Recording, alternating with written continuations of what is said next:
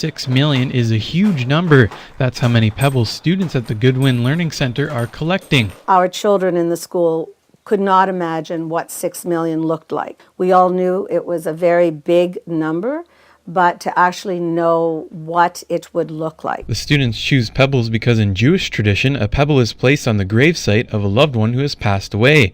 Founder of the Goodwin Learning Center, Linda Goodwin, started the project in 2007. Her students got the idea from a documentary called Paperclips. It's about middle school students from Tennessee who created a monument for Holocaust victims. Goodwin says you don't have to be Jewish to commemorate those lost in the Holocaust. The Holocaust is not a Jewish story, but a human story.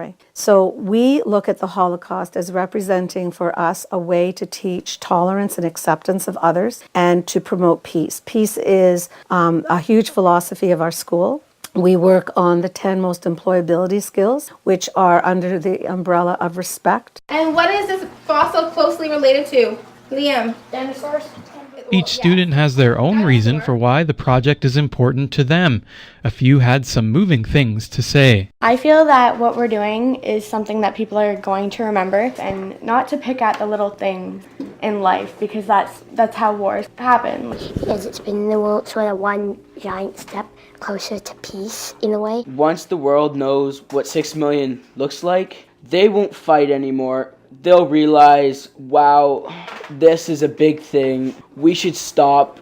We're being fools. And they'll stop fighting, and I hope the world will just join hands. The pebbles are sent from all over the world. Mary Ann, a teacher at the Learning Center, keeps track of a map containing markers of every place they have collected a pebble from. And so far, we have collected pebbles from as far north as Alert, Greenland, and China, all the way most of North America, as far south as Argentina, and the southern tip of South Africa. Sometimes when people send in a pebble, they attach a letter along with it. Some thank the students for doing the project, and others choose to share their Holocaust stories. Emily, a student at Goodwin, has one story that is dear to her heart. It's about a brave woman who hid 2 Jews in her apartment during the Holocaust. David and Jackie were hiding in my apartment with the great help of my landlady. One morning, very early, June 1943, the Gestapo came and to arrest them, someone must have called them, and took them away to a camp, and from there, I suppose, to one of the death camps. I went to visit them while they were waiting to be sent away. I never saw them again. They didn't survive. I am now in my 80s, but I will never forget those 2 completely innocent young men whose crimes were only to be Jews. So far, Goodwin and her students have collected over 2 million pebbles and can't believe how it will look when they're done. We had a group of people out not too long ago that were looking here, and they were shocked. They asked me how many pebbles were here, and at that time there was about 2 million.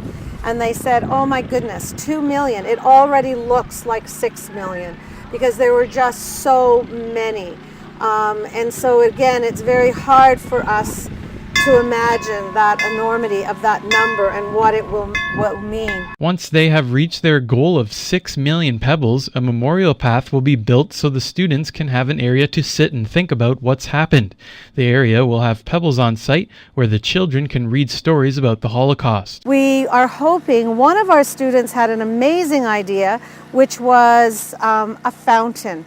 And so that would be in part, I think, with our building. We want a small building, so that the water would come out and flow over the pebbles, sort of representing life and how the lives of these people, even though they were ended, we won't forget them, and in that way, they will live on forever.